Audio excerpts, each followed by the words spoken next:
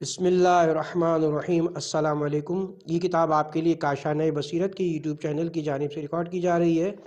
کتاب کا نام ہے منتخب کلمات، حکمتیں اور نصیحتیں از امام خمینی رحمۃ اللہ علیہ۔ اب ہم کتاب کا پارٹ نمبر 11 پڑھیں گے۔ کتاب کا تیسرا حصہ، پہلی فصل، انسان شناسی، صفحہ نمبر 161۔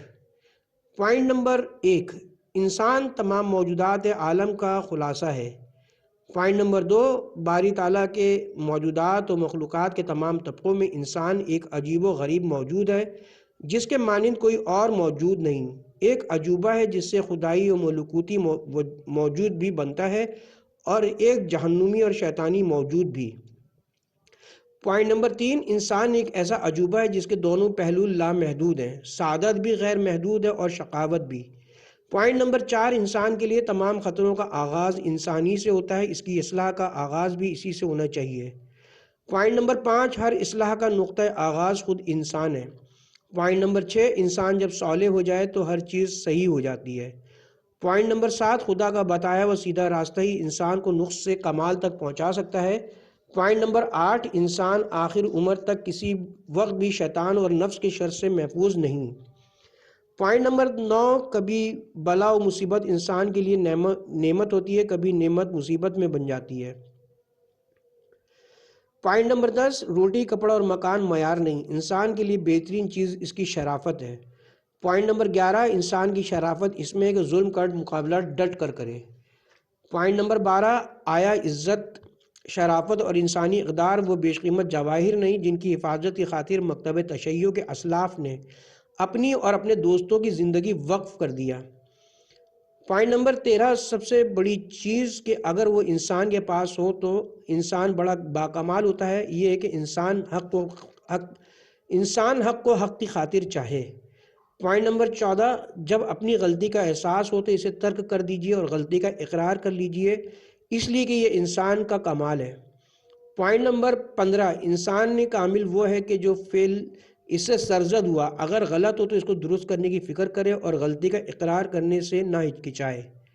پوائنٹ نمبر 16، انسان جب تک مشین گن، توپ اور ٹینک کے سائے میں زندگی گزارنا چاہے گا انسان نہیں بن سکتا اور انسانی مقاصد حاصل نہیں کر سکتا۔ پوائنٹ نمبر 17، بشر کی فطرت و طبیعت یہ ہے کہ جس قدر ظلم و ستم اور بے انصافی معاشرے اور ملت میں زیادہ ہو اسی قدر اس ملت کی قوت مقاومت میں اضافہ ہوتا ہے۔ موضوع انسان شناسی کے سلسلے کا آخری پوائنٹ نمبر 18، جنگ میں تعداد کی کوئی حیثیت نہیں بلکہ انسان کی فکری توانائی کی حیثیت ہے۔ موضوع تہذیب و تمدن۔ پوائنٹ نمبر 1، صحیح ثقافت سے ملتوں کی تعمیر ہوتی ہے۔ پوائنٹ نمبر 2، ثقافتی ملت کی تمام سعادت اور بدبختیوں کی جڑ ہے۔ پوائنٹ نمبر 3، اگر ثقافت ٹھیک ہو جائے تو ملک کی اصلاح ہو جاتی ہے۔ پوائنٹ نمبر 4، اگر ثقافت صحیح ہو تو جوانوں کی تربیت صحیح ہوگی۔ پوائنٹ نمبر 5، اگر ثقافتی اور تعلیمی مشکلات کو ملک کی مصلحتوں کے تقاضے کے مطابق حل کیا جائے تو مسائل آسانی سے حل ہو جائیں گے۔ پوائنٹ نمبر 6، بنیادی طور پر ہر معاشرے کا ثقافت ہی اس معاشرے کی ماہیت اور وجود کو تشکیل دیتی ہے۔ ثقافت خراب ہونے کی صورت میں چاہے معاشرہ سیاسی، اقتصادی، صنعتی اور فوجی لحاظ سے طاقتوری کیوں نہ ہو پھر بھی وہ معاشرہ بیکار اور اندر سے کھوکھلا ہوتا ہے۔ پوائنٹ نمبر 7، اگر ہم ثقافت کے لحاظ سے وابستہ ہوں تو اس کے ساتھ اقتصادی اعتبار سے بھی وابستہ ہوں گے اور پھر سیاسی، اجتماعی اور ہر طرح کی وابستگی کا سامنا ہوگا۔ پوائنٹ نمبر 8، تمام اصطلاحات سے پہلے ثقافت کی اصلاح کرنا اور ہمارے جوانوں کو مغرب کے ساتھ وابستگی سے نجات دلانا ہے۔ پوائنٹ نمبر 9، جتنا نقصان ایران کو مغرب سے واپس آنے والے مفکرین اور جدت پسند افراد کے ہاتھوں اٹھانا پڑا ہے کسی اور کے ہاتھوں نہیں اٹھانا پڑا۔ پوائنٹ نمبر 10، نہایت افسوس کی بات ہے کہ ہمارا ملک جس کے پاس اسلامی قانون، اسلامی عدالت اور اسلامی ثقافت موجود ہے، اس نے اس ثقافت اور اس قانون کو پس پش ڈال کر مغرب کے نقش قدم پر چلنا شروع کر دیا ہے۔ پوائنٹ نمبر 11، جب تک اس استعماری فکر کو نکال کر مستقل فکر سے کام نہ لیں ہم اس ملک کی حکومت نہیں چلا سکتے۔ پوائنٹ نمبر 12، استعماری ثقافت استعماری جوان ملک کے حوالے کرے گا۔ پوائنٹ نمبر 13، ثقافت خراب ہونے کی صورت میں ملک صحیح راہ سے منحرف ہو جاتا ہے۔ پوائنٹ نمبر 14، کسی ملک کی اصلاح کا راستہ اس کی ثقافت کی اصلاح ہے، اصلاح کا کام ثقافت سے شروع کیا جائے۔ پوائنٹ نمبر 15، کسی بھی معاشرے کے استقلال اور وجود کا سرچشمہ اس کے ثقافت کا مستقل ہونا ہے۔ پوائنٹ نمبر 16، ہم تمدن کے مخالف نہیں، ہم درآمد شدہ تمدن کے مخالف ہیں۔ اس درآمد شدہ تمدن ہی نے ہماری یہ درگت بنائی ہے۔ موضوع تہذیب و تمدن کے سلسلے کا آخری پوائنٹ نمبر 17، ہم ایسی تمدن کے خواہاں ہیں جو انسانیت و شرافت کی بنیادوں پر استوار ہو۔ موضوع تاریخ، پوائنٹ نمبر 1، تاریخ انسان کی استاد ہے۔ پوائنٹ نمبر 2، تاریخ کو نمونہ عمل بنایا جانا چاہیے۔ پوائنٹ نمبر 3، ہماری ملت نے تاریخ کا نقشہ بدل دیا اور اس کا دھارا بدل دیا۔ پوائنٹ نمبر 4، اگر ملت، علماء، خطبہ، مصنفین اور دیندار روشن فکر حضرات سستی دکھائیں اور ابتدائے مشروطیت کے واقعات سے عبرت حاصل نہ کریں تو اس انقلاب کا بھی وہی اشر ہوگا جو انقلاب مشروطیت کا ہوا تھا۔ پوائنٹ نمبر 5، ہمیشہ مورخین نے انقلابات کے مقاصد کو اپنے ذاتی یا اپنے آقاؤں کے اغراض کی بھیٹ چڑھایا ہے۔ پوائنٹ نمبر 6، معزول شاہ کے مظالم ایسے نہیں کہ ملت انہیں فراموش کر دے یا انہیں بھلایا جا سکے۔ پوائنٹ نمبر 7، ایران کی شہنشاہی حکومت نے آغاز سے اب تک تاریخ کے چہرے کو سیاہ کیا ہے۔ موضوع تاریخ کے سلسلے کا آخری پوائنٹ نمبر 8، تاریخ آئندہ نسلوں کے لیے مشعل راہ ہے۔ موضوع تبلیغات، پوائنٹ نمبر 1، جان لیجئے کہ تبلیغات سب سے زیادہ ضروری ہیں۔ پوائنٹ نمبر 2، آج دنیا کا سارا نظام پروپیگنڈے کے سہارے چل رہا ہے۔ پوائنٹ نمبر 3، یاد رکھیے کہ سب سے بڑی چیز جو اس انقلاب کو ملک میں کامیاب اور دوسرے ملکوں تک برآمد کر سکتی ہے وہ تبلیغات ہیں، صحیح تبلیغات۔ پوائنٹ نمبر 4، تبلیغات کو مضبوط بنانا اور وسعت دینا خاص کر ملک سے باہر اہم امور میں سے ہے۔ پوائنٹ نمبر 5، تبلیغات ایک اہم مسئلہ ہے جو کہا جا سکتا ہے کہ دنیا کے تمام مسائل میں سر فہرست ہے، اور یہ بھی کہا جا سکتا ہے کہ دنیا کا نظام تبلیغات کی بنیادوں پر استوار ہے۔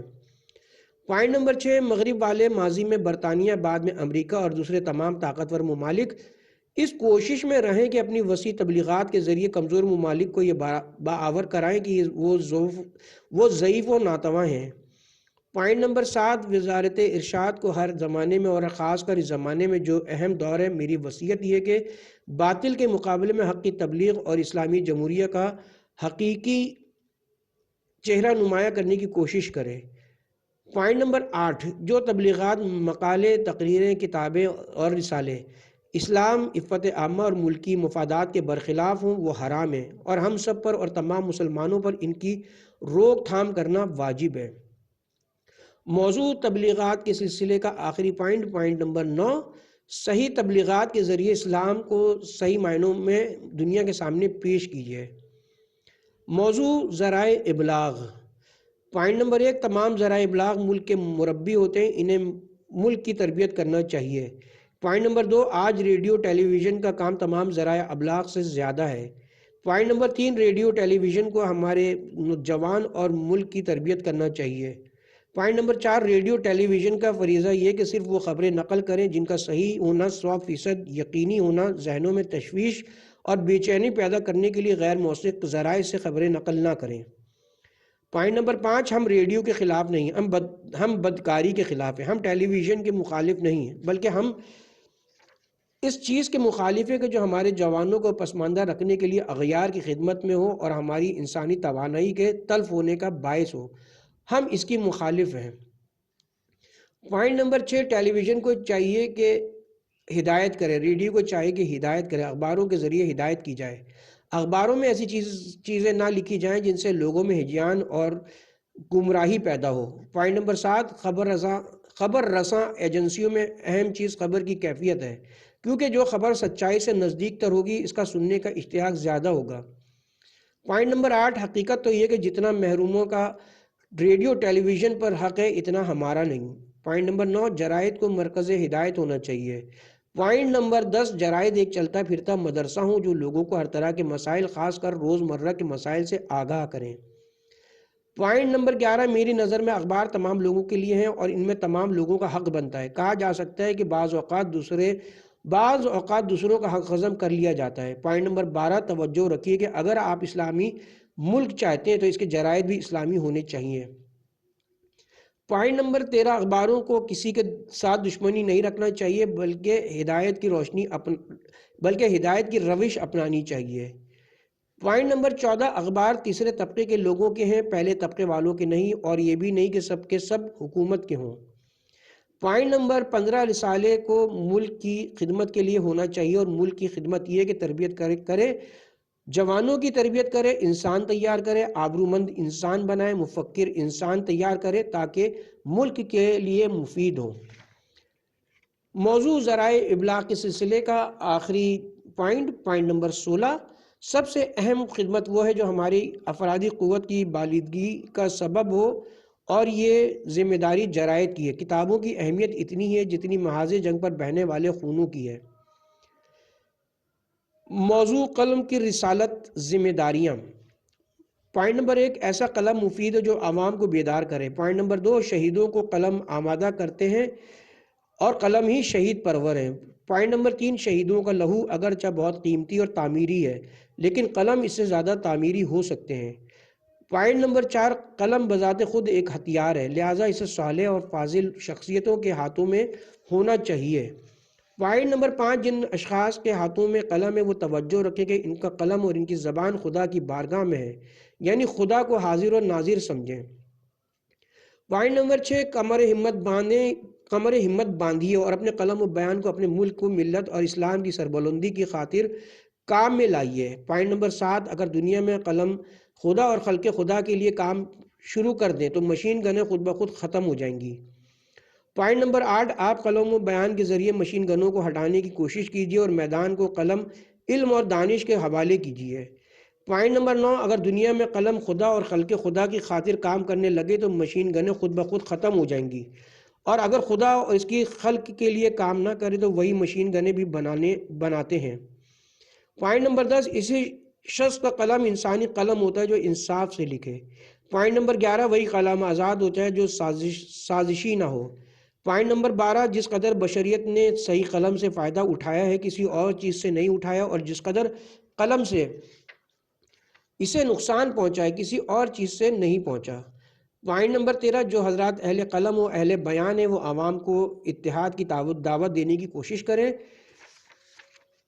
موضوع قلم کی رسالت اور ذمہ داریاں کے سلسلے کا آخری پوائنٹ نمبر 14، آج آپ کی بڑی اہم ذمہ داری وہ قلم ہے جو آپ کے ہاتھوں میں ہے۔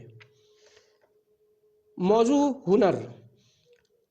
پوائنٹ نمبر 1، اسلامی عرفان کی نظر میں ہنر کا مطلب انصاف، شرافت و عدالت کی روشن تصویر اور قدرت و ثروت کے غضب کا شکار ہونے والے بھوکوں کی تلخ کامی کو مجسم کرنا ہے۔ پوائنٹ نمبر 2، قرآن کی نظر میں صرف وہ ہنر قابل قبول ہے جو خالص اسلام محمدی صلی اللہ علیہ وآلہ وسلم، اسلام ائمہ معصومین علیہم السلام، رنج کشیدہ فقراء، محروموں اور تاریخ تلخ اور شرمناک مجرمتوں کا تازیانہ کھائے ہوئے افراد کے اسلام کی نمایاں تصویر کرے۔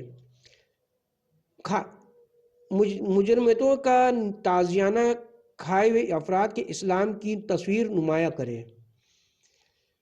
پوائنٹ نمبر 3، ہم ان سینماؤں کے مخالف ہیں جن کے پروگرام ہمارے جوانوں کے اخلاق اور اسلامی ثقافت کو خراب کرتے ہیں، لیکن ایسے پروگرام جو سبق آموز اور معاشرے کی صحیح علمی اور اخلاقی نشو و نما کے لیے مفید ہوں، ہم ان کے موافق ہیں۔ پوائنٹ نمبر 4، ہم سینما کے مخالف نہیں ہیں، ہم مرکز فوشا کے مخالف ہیں۔ موضوع ہنر کے سلسلے کا آخری پوائنٹ نمبر 5، ہنر اپنی واقعی شکل میں ان انسان نما جوکوں کی تصویر ہے جو اصیل اسلامی ثقافت اور عدالت اور دوستی کا خون چوسنے میں لذت محسوس کرتے ہیں۔ موضوع ورزش۔ پوائنٹ نمبر 1، قدیم زمانے سے ہی ایران کے ورزش پیشہ لوگ یاد خدا میں مشغول اور حضرت علی علیہ السلام کے نام لیوا رہے ہیں، اور یہ ان کی سب سے بڑی خصوصیت رہی ہے۔ پوائنٹ نمبر 2، میں خود اہل ورزش نہیں ہوں لیکن ورزش کرنے والوں کو دوست رکھتا ہوں۔ پوائنٹ نمبر 3، مجھے امید ہے کہ آپ اخلاقی اعتبار سے بھی پہلا مقام حاصل کریں گے، اس لیے کہ بحمداللہ کھلاڑیوں میں اچھا اخلاق بہت دیکھنے کو ملتا ہے۔ پوائنٹ نمبر 4، امید کرتا ہوں کہ ہمارے پہلوان ہر جگہ سر بلند رہیں اور ہر جگہ ایک انسانی اور اسلامی روح اور تہذیب یافتہ نفس کے ساتھ عمل کریں، جہاں بھی جائیں پہلوانی میں دوسروں پر سبقت لے جانے کے ساتھ اخلاق، آداب اور انسانیت میں بھی سب پر سبقت لے جائیں۔ موضوع ورزش کے سلسلے کا آخری پوائنٹ نمبر 5، انشاءاللہ کھلاڑی جس طرح جسمانی ورزش کرتے ہیں اسی طرح روحانی ورزش بھی کریں گے۔ یہاں سے کتاب سے ذرا ہٹ کے ایک بات کہ ابھی پچھلے دنوں ترکی میں ایک باکسنگ کا مقابلہ ہوا تھا جس میں ایرانی باکسر بھی شامل تھا، اور وہ جناب ایام جناب سیدہ سلام اللہ علیہ کے دوران ہوتا ہے کہ شہادت کے دنوں میں، تو اس میں بھی اس ایرانی باکسر نے خواہش کا اظہار کیا تھا کہ اگر اس کی آمد پر بجائے یہ کہ میوزک بچانے یا کوئی گانا چلانے کے اگر نہو چلایا جائے تو بہت، یعنی اس نے ایک طرح سے ریکویسٹ کی تھی، تو پھر ترکی گورنمنٹ نے اس کی آمد پہ جب وہ رنگ میں داخل ہونے لگا تو وہاں پہ نہو چلایا تھا۔ اس کے ساتھ ہی یہاں پہ پہلی فصل کا خاتمہ ہوا۔ اب ہم پڑھتے ہیں دوسری فصل، تعلیم و تربیت۔ موضوع ہے تعلیم و تربیت۔ پوائنٹ نمبر 1، ہر طرح کی اصلاح کا نقطہ آغاز خود انسان ہے۔ اگر انسان کی تربیت نہ ہو تو وہ دوسروں کی تربیت نہیں کر سکتا۔ پوائنٹ نمبر 2، اگر انسان صحیح ہو جائے تو دنیا کی ہر چیز صحیح ہو جائے گی۔ پوائنٹ نمبر 3، جس قدر یہ انسان یعنی یہ دو پایا حیوان دنیا میں فتنے اور فساد کرتا ہے کوئی دوسرا موجود نہیں کرتا، اور جتنی زیادہ اس حیوان کو تربیت کی ضرورت ہے کسی دوسرے حیوان کو نہیں۔ پوائنٹ نمبر 4، جس طرح کہ اپنی اصلاح کرنا ہر شخص اور ہر فرد کا فرض ہے، دوسروں کی اصلاح کرنا بھی فرض ہے۔ پوائنٹ نمبر 5، انبیاء پر نازل ہونے والی تمام آسمانی کتابیں خدا کی تعلیمات کے مطابق انسان کی تربیت کے لیے تھیں تاکہ وہ مخلوقات میں سب سے اچھا بن کر سب پر فضیلت حاصل کر لے، کیونکہ اگر انسان کو اس کے حال پر چھوڑ دیا جائے تو دنیا کی خطرناک مخلوق میں تبدیل ہو سکتا ہے۔ پوائنٹ نمبر 6، عالم ہستی مدرسہ ہے جس میں تعلیم دینے والے انبیاء اور اولیاء ہیں۔ پوائنٹ نمبر 7، اسلام میں تمام امور انسان کی تربیت کا مقدمہ ہے۔ پوائنٹ نمبر 8، انسان کی تربیت سے دنیا کی اصلاح ہو جاتی ہے۔ پوائنٹ نمبر 9، دنیا کی بنیاد انسان کی تربیت پر استوار ہے۔ پوائنٹ نمبر 10، محض تعلیم مفید نہیں ہوتی بلکہ کبھی نقصان دہ بھی ثابت ہوتی ہے۔ پوائنٹ نمبر 11، ملک کو بعض اوقات غیر متقی مفکرین اور بغیر تقوی کے علم کی بنا پر نقصانات اٹھانے پڑتے ہیں۔ یہ لوگ علم تو حاصل کرتے ہیں لیکن تقوی سے بے بہرہ ہوتے ہیں۔ پوائنٹ نمبر 12، اغیار کے خلاف جدوجہد کرنے کا سب سے مؤثر طریقہ دینی اور دنیاوی علوم سے آراستہ ہونا ہے۔ اس مورچے کو خالی کرنا اور اس ہتھیار سے دستبردار ہونے کی بات کرنا اسلام اور اسلامی ملک سے خیانت ہے۔ پوائنٹ نمبر 13، تربیت کیجئے، اہم چیز تربیت ہے۔ صرف علم کا کوئی فائدہ نہیں بلکہ کبھی مضر بھی ہوتا ہے۔ پوائنٹ نمبر 14، تزکیہ اور تربیت تعلیم سے پہلے ہے۔ پوائنٹ نمبر 15، کوشش کیجئے کہ جو تعلیم آپ لوگوں کو دے رہے ہیں کسی مقصد کے تحت ہو۔ پوائنٹ نمبر 16، وہ لوگ جو عوام کی ہدایت کرنا چاہتے ہیں ان کے اقوال و اعمال میں یکسانیت ہونی چاہیے۔ پوائنٹ نمبر 17، آپ نے جو معلم کی تربیت کا بیڑا اٹھایا ہے اور جو شخص بھی یہ کام کر رہا ہے اسے معلوم ہونا چاہیے کہ ایک تو یہ خدائی کام ہے، خداوند متعال انبیاء کا مربی ہے جو خود معلم ہے، اور دوسرے تزکیہ و تربیت تعلیم سے پہلے ہے۔ پوائنٹ نمبر 18، تعلیم و تربیت میں غفلت سے کام لینا اسلامی جمہوریہ اور ملک و ملت کی ثقافتی خود مختاری کے ساتھ خیانت ہے، لہٰذا اس سے بچنا چاہیے۔ پوائنٹ نمبر 19، دنیا میں سب سے اچھا کام بچے کی تربیت کرنا اور معاشرے کو صالح انسان پیش کرنا ہے۔ پوائنٹ نمبر 20، آج کے یہ بچے کل کے صالح انسان اور دانشور ہیں۔ پوائنٹ نمبر 21، کوئی شخص کسی بھی مرحلے میں یہ دعویٰ نہیں کر سکتا کہ اسے تعلیم و تربیت کی ضرورت نہیں ہے۔ رسول خدا صلی اللہ علیہ وآلہ وسلم کو بھی آخر تک اس کی ضرورت تھی لیکن خدا ان کی ضرورت پوری کرتا تھا۔ پوائنٹ نمبر 22، پارلیمنٹ، قوم اور دیندار مفکرین کو چاہیے کہ اس حقیقت کو تسلیم کریں اور سنجیدگی سے ثقافتی امور کی اصلاح کریں جن میں اسکولوں سے لے کر یونیورسٹی کی اصلاح بھی شامل ہے، اور پوری طاقت کے ساتھ گمراہی کا سد باب کریں۔ پوائنٹ نمبر 23، توجہ کریں کہ اسکولوں کا دور یونیورسٹی کے دور سے زیادہ اہم ہوتا ہے، اس لیے کہ اس زمانے میں عقلی لحاظ سے بچوں کی نشوونما ہوتی ہے۔ پوائنٹ نمبر 24، یونیورسٹی کی اصلاح اس وقت آسان ہو سکتی ہے جب ہم نے اسکول کے دوران اپنے بچوں کو توجہ کی ہو۔ پوائنٹ نمبر 25، غیر ملکی زبانوں کو اسکولوں میں اہمیت دی جانی چاہیے، بالخصوص ان زبانوں کو جو دنیا میں زیادہ رائج ہیں۔ موضوع تعلیم و تربیت کے سلسلے کا آخری پوائنٹ نمبر 26، دینی اقدار کے پابند اور ملک کا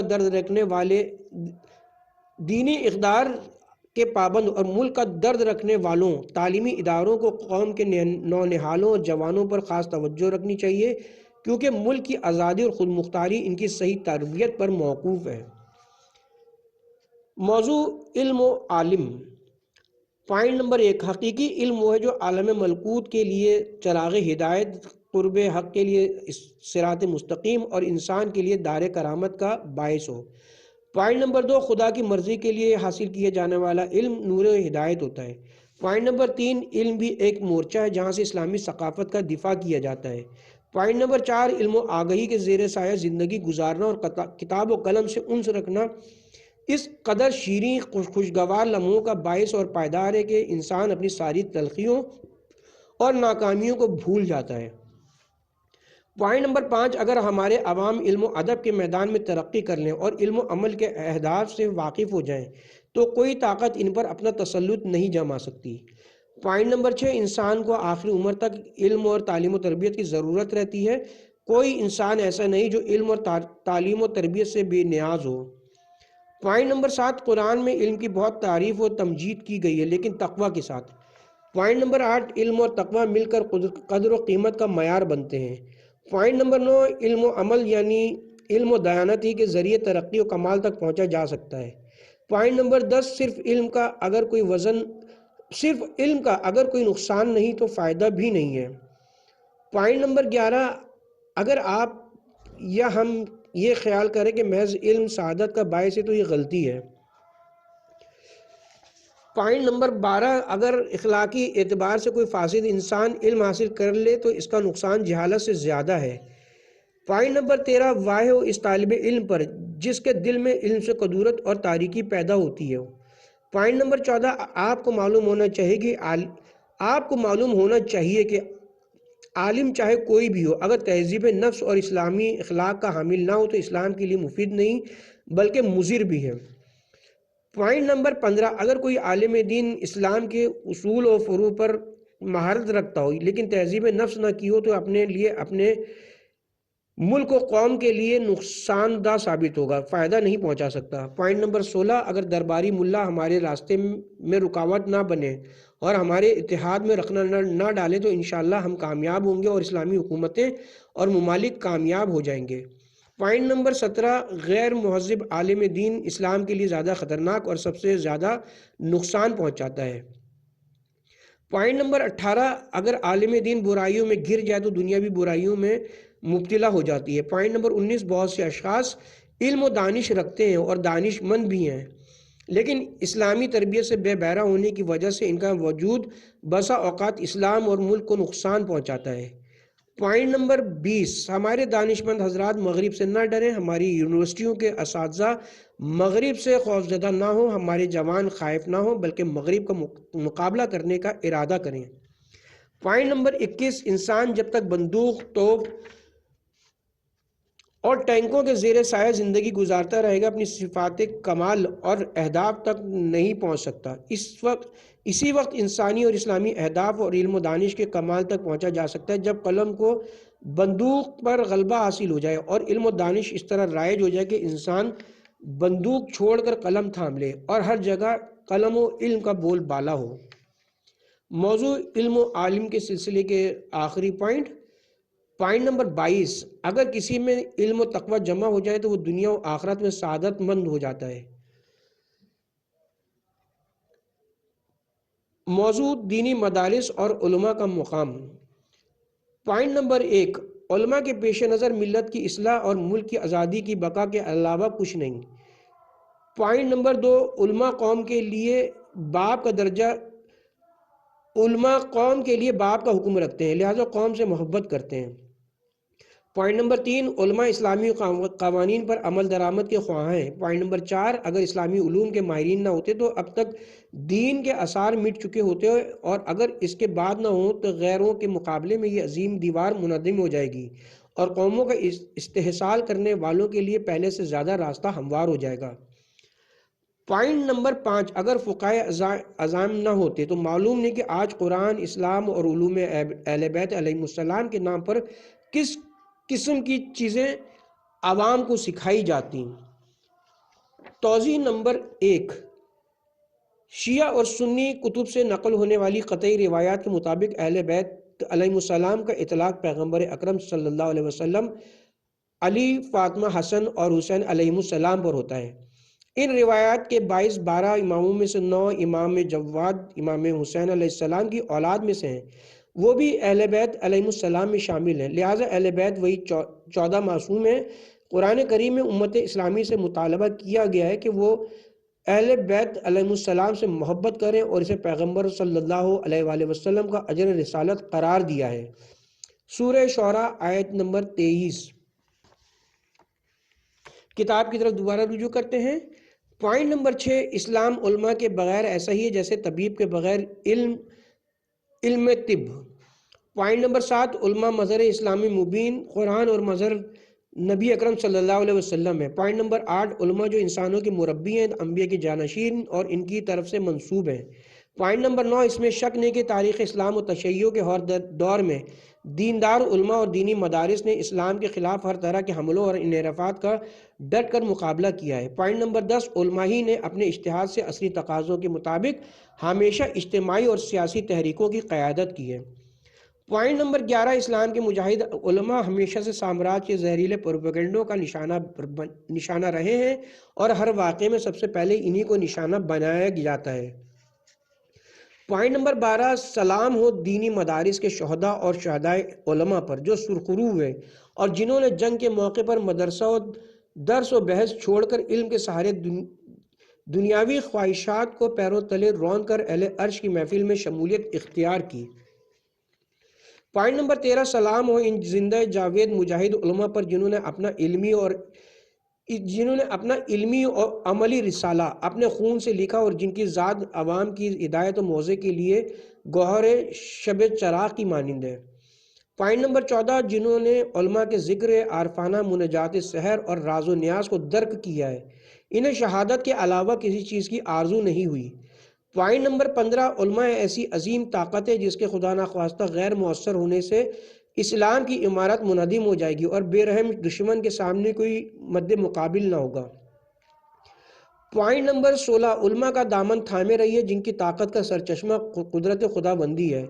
پوائنٹ نمبر 17، اسلام علماء کی جاوفشانیوں سے یہاں تک پہنچا ہے۔ پوائنٹ نمبر 18، میں یقین کے ساتھ کہہ سکتا ہوں کہ اگر ہمارے انقلاب کی قیادت علماء کے علاوہ کسی اور کے ہاتھ میں ہوتی تو آج ہمیں امریکہ اور دیگر سامراجی طاقتوں کے سامنے سوائے ذلت و رسوائی کے کچھ نصیب نہ ہوتا اور ہمارے پاس اپنے اسلامی عقائد و انقلابی اصولوں سے دستبردار ہونے کے علاوہ کوئی چارہ نہ رہتا۔ پوائنٹ نمبر 19، عوام کی ہر الہی تحریک میں علماء اسلام ہی نے سب سے پہلے جام شہادت نوش کیا ہے۔ پوائنٹ نمبر 20، کون سا اسلامی اور عوامی انقلاب ہے جس میں علماء اسلام جام شہادت نوش کرنے میں پیش نہ رہے ہوں۔ پوائنٹ نمبر 21، علماء ہی عوام کی قیادت کر سکتے ہیں۔ تاریخ کے ہر دور میں جو کچھ ہوا علماء کی قیادت عوام کی تحریک سے ہوا ہے۔ جب بھی علماء اور عوام کو میدان عمل سے دور رکھا گیا محض فساد برپا ہوا۔ پوائنٹ نمبر 22، حقیقت یہ ہے کہ اسلام اور تشیع کے سچے علماء سے یہ توقع ہے کہ وہ عوام کو راہ حق اور جدوجہد کی دعوت دیتے ہوئے سب سے پہلے قربانیاں پیش کریں گے اور ان کی زندگی کے اختتامی دفتر پر مہر شہادت ہو۔ پوائنٹ نمبر 23، علماء ہمیشہ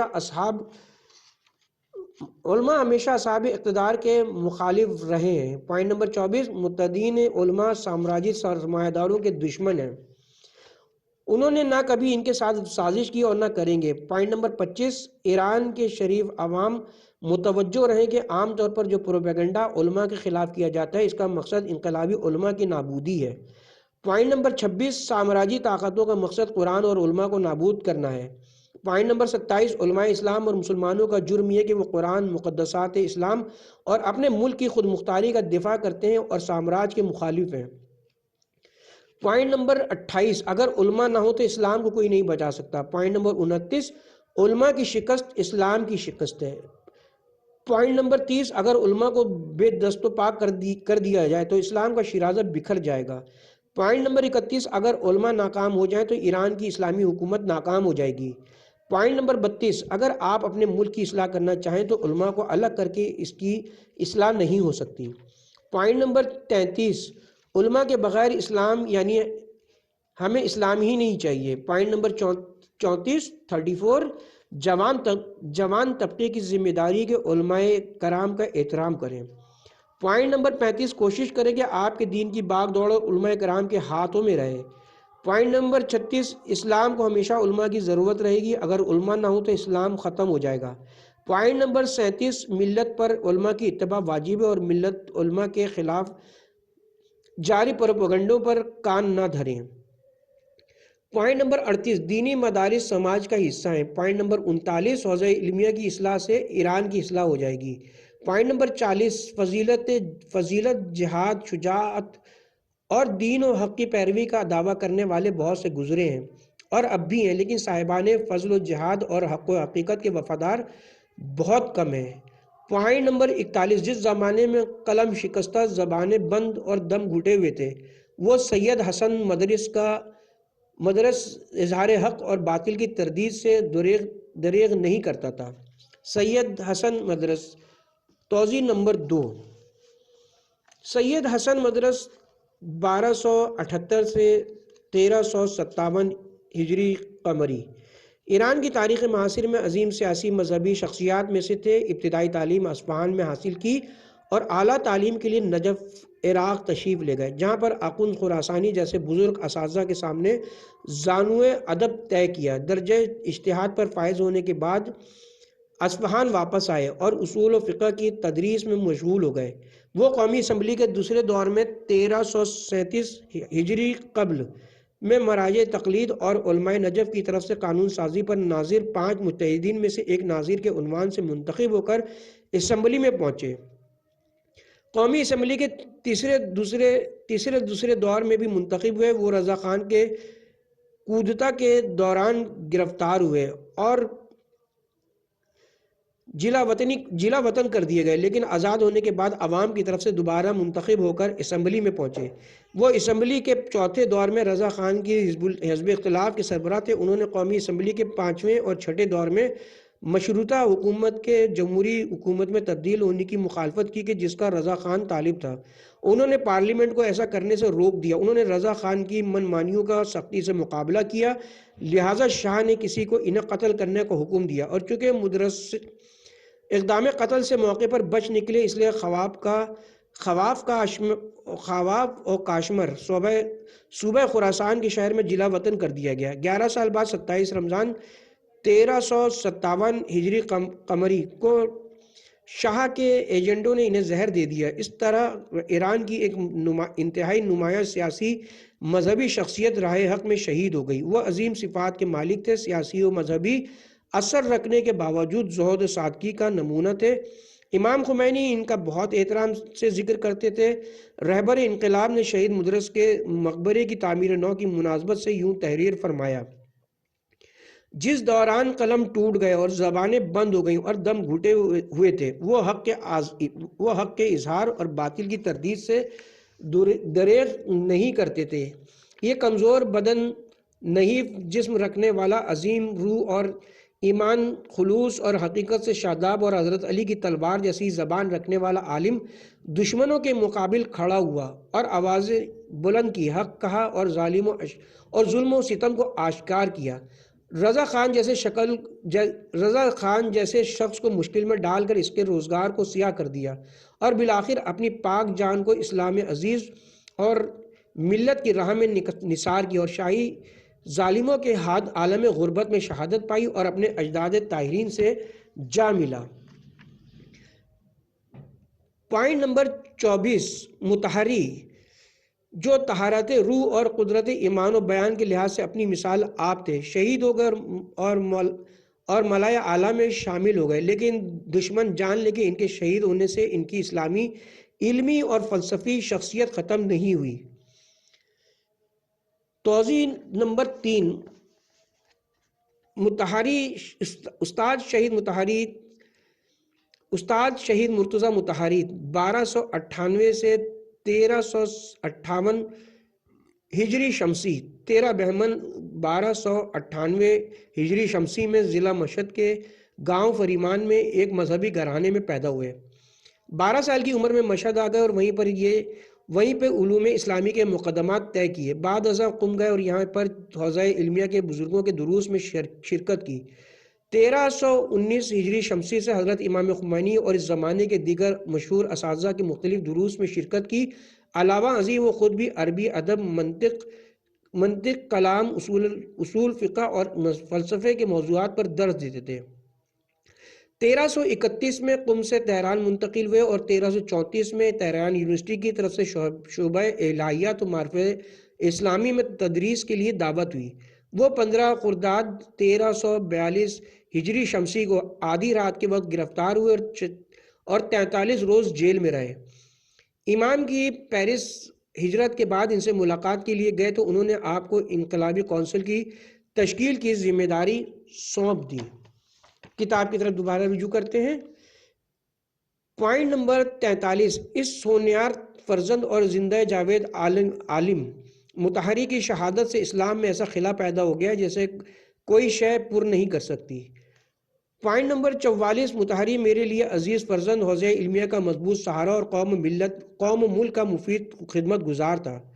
پوائنٹ نمبر 45، میرا عزیز فرزند مجھ سے چھوٹ گیا، میں اس کے شوق میں بیٹھا ہوں۔ وہ ان لوگوں میں سے تھا جو میری عمر کا محاصل شمار ہوتے ہیں۔ پوائنٹ نمبر 46، میں انسانوں کے عظیم مربی دین اسلام اور ملت اسلامیہ کو مبارکباد پیش کرتا ہوں، اس لیے کہ ایسے ہونہار فرزندوں کی تربیت کی جو اپنی تابناک شعاؤں کے ذریعے مردہ دلوں کو زندہ اور تاریکیوں میں نور افشانی کرتے ہیں۔ دینی مدارس اور علماء کا مقام موضوع تھا۔ اس کے سلسلے کا آخری پوائنٹ نمبر 47، آپ ساری دنیا کے سربراہان مملکت، بادشاہوں اور دیگر حکام کے درمیان ایک شخص بھی جناب آقا خامنائی جیسا نہیں پا سکتے جو دین اسلام کا پابند ہے اور ان کی قلبی آرزو اس ملت کی خدمت کرنا ہے۔ توضیح نمبر 4، حضرت امام خمینی کی مراد انقلاب اسلامی ایران کے موجودہ رہبر ہیں۔ آیت اللہ سید علی خامنائی کو حضرت امام خمینی کی رحلت کے بعد مجلس خبرگان کے نمائندوں کی غالب اکثریت نے اسلامی جمہوریہ ایران کی رہبری کے لیے منتخب کیا۔ وہ رہبری کے مقام پر فائز ہونے سے قبل اسلامی جمہوریہ ایران کے 2 مرتبہ صدر رہ چکے ہیں۔ اس کے ساتھ ہی یہاں پر اس حصے کا اختتام ہوتا ہے۔ حاضر خدمت ہوتے ہیں اگلے پارٹ میں۔